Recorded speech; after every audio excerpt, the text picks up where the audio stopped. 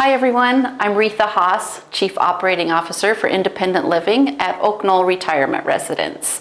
We are filming this on Friday, March 28th, and it will be available for viewing on Saturday, March 29, tomorrow. Well, I'm happy to report that there are no cases of COVID or influenza in Oaknoll. So that's a great thing to celebrate. Hopefully we've made it over the hump and things will level off now. There is a COVID vaccination clinic scheduled for Tuesday, April 8. Details for that are on the front page of yesterday's weekly memo, and it will also be in next week's weekly memo for more details. But the main clinic here at the main campus will be held in the Hayden Room from, noon to 2 o'clock. And then they will go to the East Campus and it will be held there from 3 o'clock to 4 o'clock. And again, that's on Tuesday, April 8.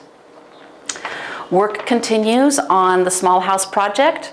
We're told that it's still on schedule. We did have an issue, I guess, with trucks parking on the George Street, which made it a little tricky and a bit unsafe for traffic.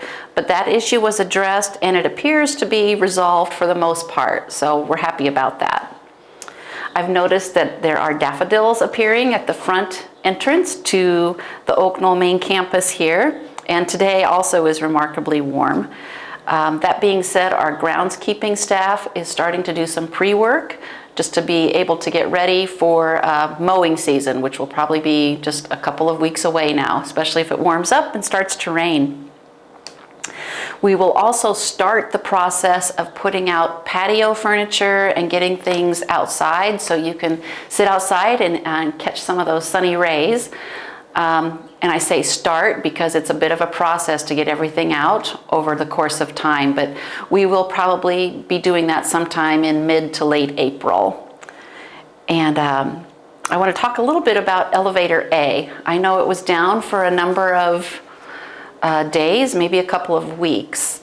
I'm sure we've all heard of that saying, they just don't make things like they used to.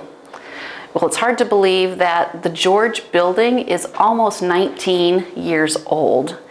And when those elevators are installed, they put in like a small computer or main board that it operates on.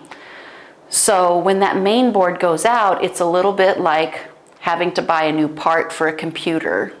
So if any of you have had a computer, I doubt that it's more than 10 years, definitely not 19 years old. So it's a little bit hard to find the main board that we needed to find for that elevator, but we did find one, and the elevator serviceman got it installed and it's up and running. But I just say that because I just want you to know that we take elevators when they're not working, we take that very seriously, and we make every effort to get it replaced and up and running for your convenience as soon as possible. Unfortunately, when things start to age, sometimes that's a bit out of our control. So I know my husband and I bought our washer and dryer 30 years ago. It was a Sears Kenmore, and they still work. But these days, they just don't make things to last that long. And so it's just one of those challenges that we're going through. As things progress, it's a little harder to find parts. So we do appreciate your patience, and we will make every effort to keep them up and running as much as possible. I also want to tell you about transportation services. Steinler Clinic opened on Monday up at North Liberty, their new clinic. And then I believe UIHC Orthopedic Services, that big clinic, will open sometime in April.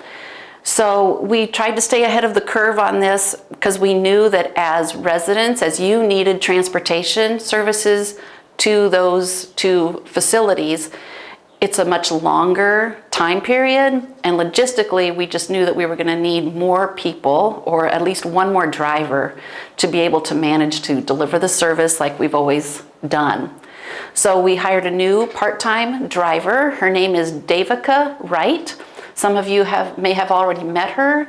She started training this week, and I think she will be full-time next week. So hopefully you'll get to meet her soon, but we just want to assure you that we have done what we needed to make sure that you have transportation services when you have those appointments at those 2 clinics. And then Easter Sunday is actually going to be this April 20th. And I think you've probably already gotten your notices about Easter brunch in your mailboxes. So check that out. If you want to take advantage of the Easter brunch here at Oaknoll, be sure to get your reservations made.